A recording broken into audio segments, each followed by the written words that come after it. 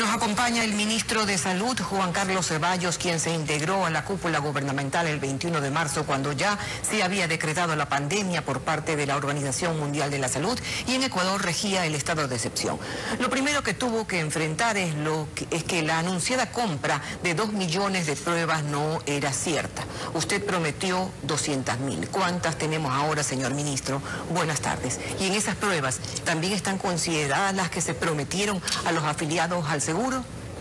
Buenas tardes, Tania. Gracias por la invitación.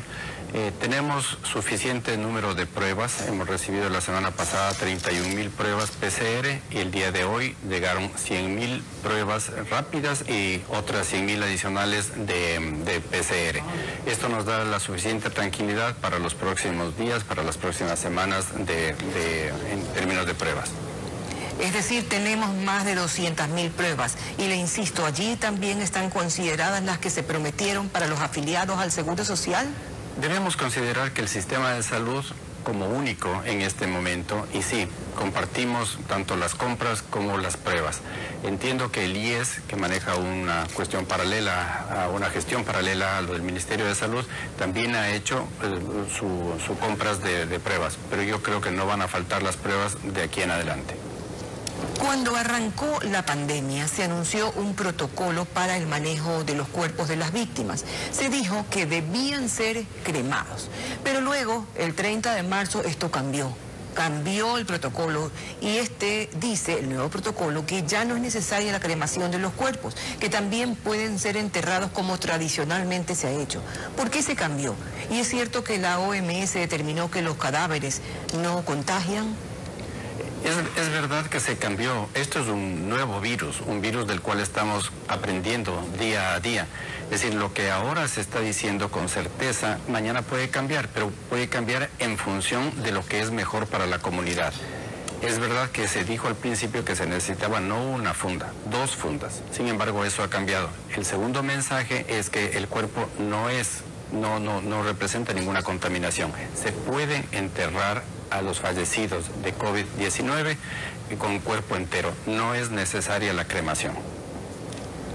Nos queda claro entonces, usted nos está diciendo que el cuerpo no es contagioso, y esto tal vez es un mensaje tranquilizador para muchos en las familias que están preocupados por si este cadáver cerca de ellos puede causarles algún problema. Señor ministro, hemos recibido denuncias sobre la venta a sobreprecio de fundas para envolver los cuerpos.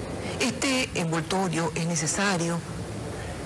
La funda es absolutamente necesaria y es recomendable que se lo haga así. Sin embargo, nosotros tenemos suficiente número de fundas. La semana pasada recibimos de la OPS justamente 5.000 fundas y esas 5.000 fundas están obviamente disponibles para todas las personas que desafortunadamente han fallecido. Entonces no hay necesidad de comprar las fundas. Nosotros como gobierno tenemos la obligación de darles esas fundas, de proveerles esas fundas. Si tenemos suficientes fundas, suficientes pruebas, ¿por qué ha colapsado el sistema de salud en estos momentos cuando se refiere a dar entierro digno a las personas que son víctimas del coronavirus? De nuevo, porque yo creo que en primer lugar es una enfermedad nueva, es un virus extremadamente agresivo, letal, del que sabemos muy poco o nada. Y también otra reflexión. El 99%, si no la totalidad del manejo por parte estaba hecho por parte de los familiares, de los deudos de quien fallecía. Y de pronto, por asuntos de toque de queda y por las restricciones que el mismo gobierno ha puesto, nos enfrentamos a una situación que todas las muertes extrahospitalarias como aquellas hospitalarias son una obligación del gobierno. Esto provocó muchísimos problemas. Sin embargo, se creó en Guayaquil, de manera particular, un grupo de gestión formado por militares, por la policía, por los centrales de inteligencia y por el Ministerio de Salud para que se proceda de la manera más eficiente.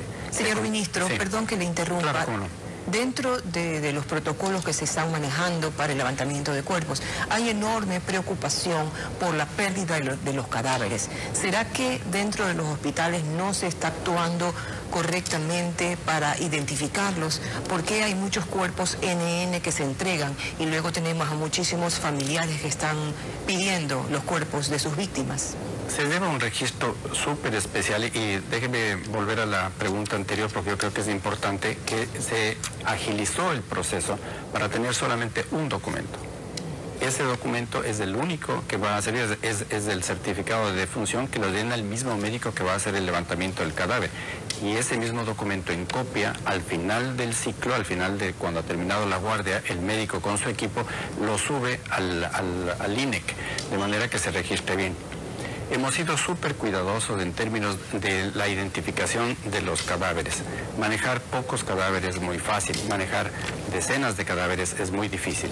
Sin embargo, y además cadáveres que ya están en una bolsa. Entonces tenemos dos maneras de hacerlo. La primera es una manija que va en la mano izquierda de la persona, del difunto, y otra identificación que va pegada fuera de la bolsa, de manera que la identificación justamente se haga de manera propicia y de manera fácil. Sin embargo, señor ministro, y no vamos a continuar en este tema, evidentemente hemos fallado en esta identificación y por eso hay tantas demandas y denuncias de la gente que pide por los cadáveres de sus fallecidos. Las cifras que dio recientemente el viceministro de Salud han generado también inquietudes. Él habló de 1.600 infectados en el sector de la salud y al menos 10 víctimas mortales. He tenido acceso a las cifras de la Junta de Beneficencia, por ejemplo, y solo en sus casas de salud hay 10 víctimas mortales en el frente de los médicos y un ausentismo del 30% en sus filas por dar positivo en coronavirus o tener sospecha. ¿Cuáles son las cifras reales? La cifra debe ser corregida. Al día de hoy tenemos 417 profesionales de la salud, incluidos médicos, enfermeras, etcétera, que están y han salido positivas a la prueba. 417. Sin embargo, hay un número importante de personas que son sospechosas de tener la enfermedad. Por ejemplo, las personas que han tenido un contacto real próximo a alguien que está contagiado. Esos son los 1.000 y pico de sujetos, pero son 417. La pandemia, señor ministro, sí ha hecho revalorizar el trabajo de los profesionales de salud y otros. Y esos profesionales solo tienen una demanda: protección. A diario vemos videos caseros mostrando su indefensión ante el virus. ¿Cómo garantiza usted, como ministro de Salud, que estos médicos, enfermeras, técnicos, camilleros y más tengan lo que necesitan? Es una responsabilidad mía en primer lugar, que yo le he asumido con toda entereza. Es una responsabilidad del gobierno proveer los suficientes sistemas de protección para los equipos de protección para los médicos. Y hemos hecho distinciones muy claras. La primera es aquellos que están en real contacto con los pacientes críticos que están intubados y por lo tanto los virus son los que están en el ambiente de una manera más cargada, van a tener una protección muchísimo mayor. Aquellos que no están relacionados directamente con enfermos críticos van a tener una menor. Pero le garantizo al país y a usted, Tania, que nosotros tenemos de este momento suficientes equipos de protección personal para el equipo que está manejando la situación de coronavirus, de la COVID-19 en el país. Que así sea, señor ministro. Y una pregunta final, por favor, muy corta. Han pasado 5 semanas desde que empezó esta pandemia o desde que ocurrió o se registró la primera víctima. ¿Podríamos decir que hemos llegado a lo que comúnmente se conoce como la curva, al menos en Guayaquil? Sí, si su pregunta está relacionada con Guayaquil y yo podría hacer esto extensivo también para Guayas y Los Ríos, probablemente estamos ya, y no quiero sonar optimista para nada, pero hemos llegado a la cúspide de la primera curva. La curva del virus es una curva como una campana. Hemos llegado al final, estamos comenzando quizás ya la meseta. Me va a faltar un poco de información en estos próximos días para darle una aseveración más precisa al respecto. Pero el virus va a seguir su curva, un día va a terminar, va a descender y el virus va a desaparecer, obviamente como un sistema de contagio masivo, como es lo que ha sucedido hasta este momento. Muchas gracias, señor ministro. Juan Carlos Ceballos, el ministro de Salud.